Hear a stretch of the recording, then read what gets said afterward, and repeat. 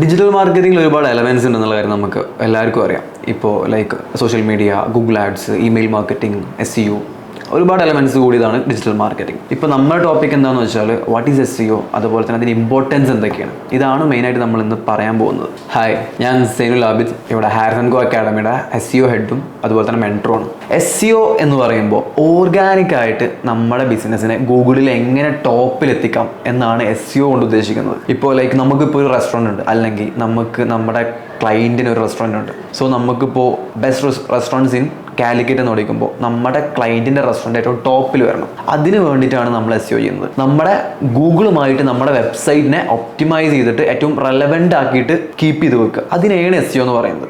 എന്തൊക്കെയാണ് SEO benefits, അല്ലെങ്കിൽ എന്താണ് ഇമ്പോർട്ടൻസ് നമുക്ക് നോക്കാം. First one is cost effectiveness. പ്രത്യേകിച്ച് ഒരു പേയ്മെൻറ്റിൻ്റെയോ മറ്റു കാര്യങ്ങളൊന്നും ഈ ഒരു SEOയുടെ കേസിലില്ല.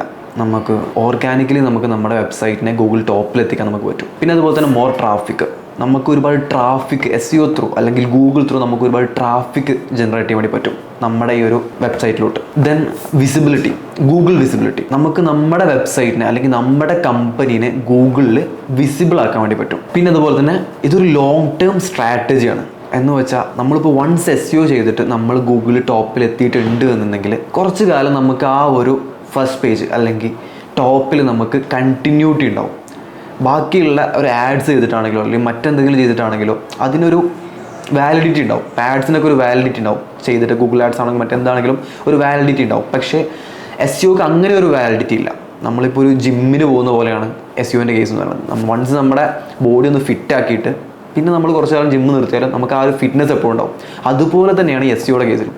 വൺസ് നമ്മൾ ടോപ്പിൽ എത്തിയിട്ടുണ്ട് എങ്കിൽ കുറച്ച് കാലം ആ ഒരു കണ്ടിന്യൂറ്റി ഉണ്ടാവും. അപ്പോൾ എന്താണ് SEO, അതുപോലെ തന്നെ SEOയുടെ ഇമ്പോർട്ടൻസ് അല്ലെങ്കിൽ ബെനിഫിറ്റ്സ് എന്താണെന്ന് നമ്മൾ പറഞ്ഞു. ഇനി നമ്മൾ പറയാൻ പോകുന്ന കാര്യങ്ങളെന്ന് പറയുമ്പോൾ 3 ടൈപ്പ് ഓഫ് SEO ഉണ്ട്. ഒന്ന് ഓൺ പേജ്, ദെൻ ടെക്നിക്കൽ, പിന്നെ ഓഫ് പേജ്. ഇങ്ങനെ 3 ടൈപ്പിലാണ് നമുക്ക് SEO ഡിവൈഡ് ചെയ്തിട്ടുള്ളത്. അതിൻ്റെ മുമ്പ് നമ്മൾ കീവേഡ് റിസർച്ചിനെ കുറിച്ചുകൂടെ സംസാരിക്കും. നെക്സ്റ്റ് ക്ലാസ് നമ്മൾ പറയാൻ പോകുന്നത് കീവേഡ് റിസർച്ചിനെ കുറിച്ചായിരിക്കും. ഈ SEO സീരീസിലെ നെക്സ്റ്റ് വീഡിയോക്കായി do subscribe Harrison co academy YouTube channel.